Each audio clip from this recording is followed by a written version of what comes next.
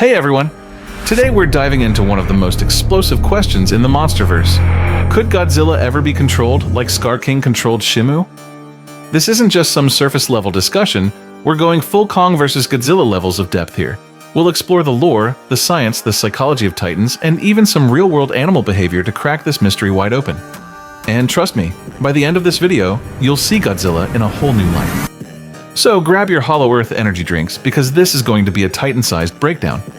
And hey, if you're as obsessed with the Monsterverse as I am, don't forget to smash that like button, subscribe, and hit the notification bell so you never miss an upload. Let's dive in.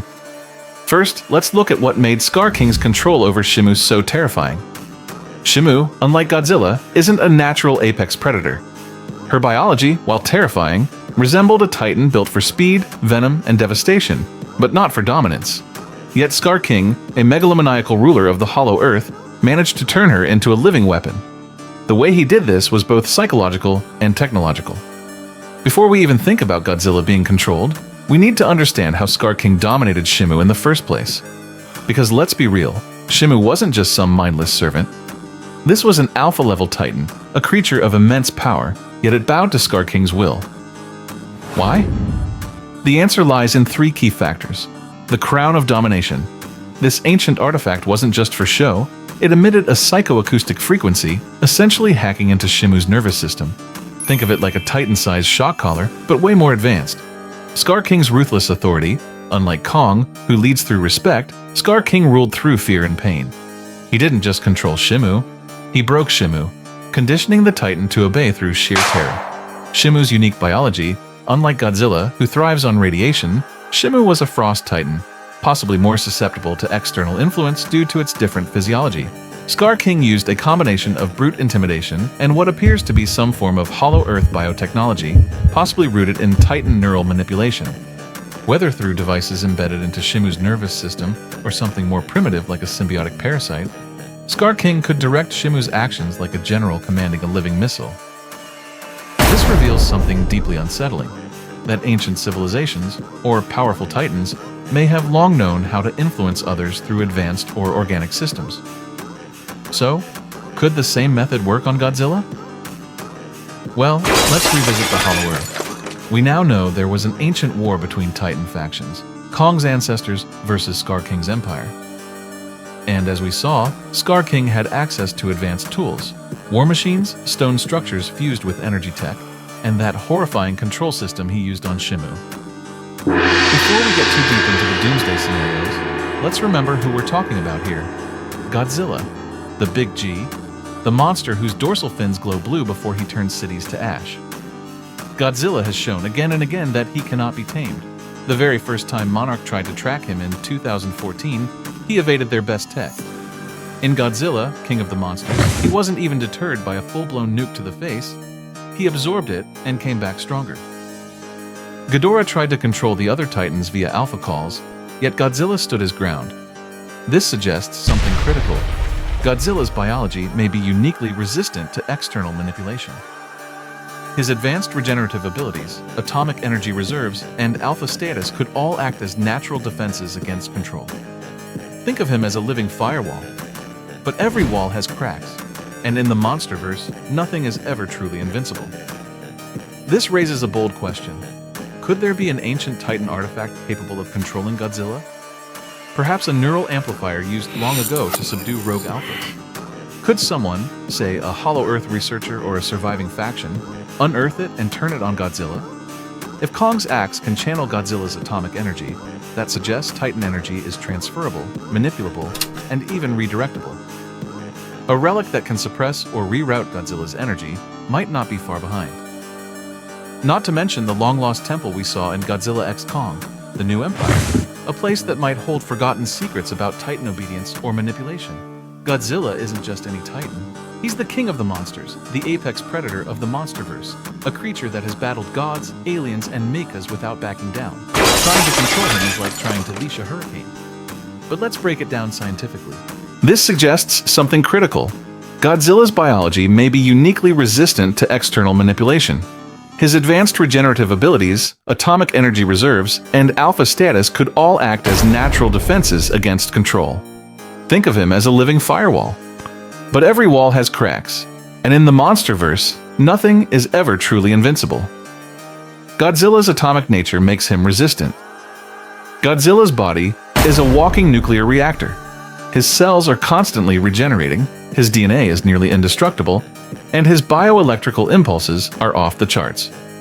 A device like the Crown of Domination might not even penetrate his electromagnetic field. Godzilla's willpower is unmatched. Remember in Godzilla, King of the Monsters, when Ghidorah tried to alpha call him? Godzilla roared back harder, refusing to submit. This isn't just strength, it's indomitable will. Skar King's fear tactics might work on Shimu, but Godzilla? He'd rip the crown off and crush it. Godzilla has allies, and they won't stand for it. Even if someone somehow managed to weaken Godzilla enough to attempt control, Kong, Mothra, and even humanity would step in. The Monsterverse has shown that Titans respect Godzilla's rule. Nobody's letting some upstart ape enslave him. It's not far-fetched. Governments in the Monsterverse have always sought ways to weaponize Titans. Monarch's own experiments, though more observational in nature, have included monitoring Titan neural patterns and attempting indirect influence. But what if a rogue nation, like Apex tried to be, used synthetic biology, or worse, Ghidorah's telepathic frequencies to develop a control system? A few fan theories even speculate that the events of Godzilla x Kong Supernova may involve just that, an organization finding a way to turn Godzilla against Kong and humanity.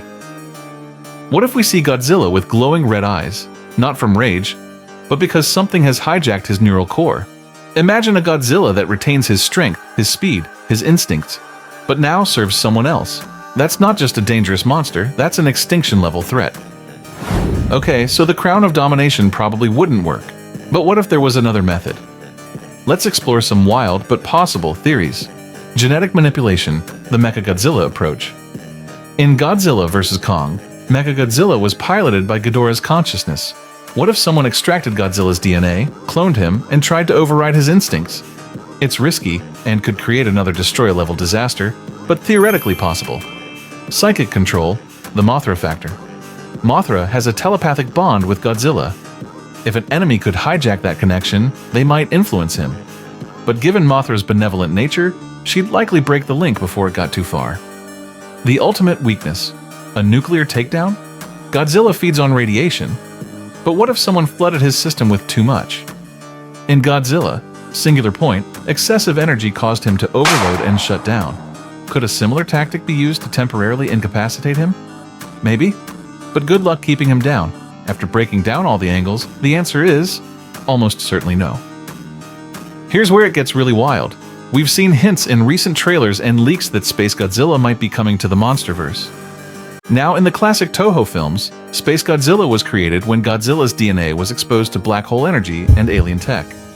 He became a corrupted, crystallized version of Godzilla, with similar powers but twisted intentions.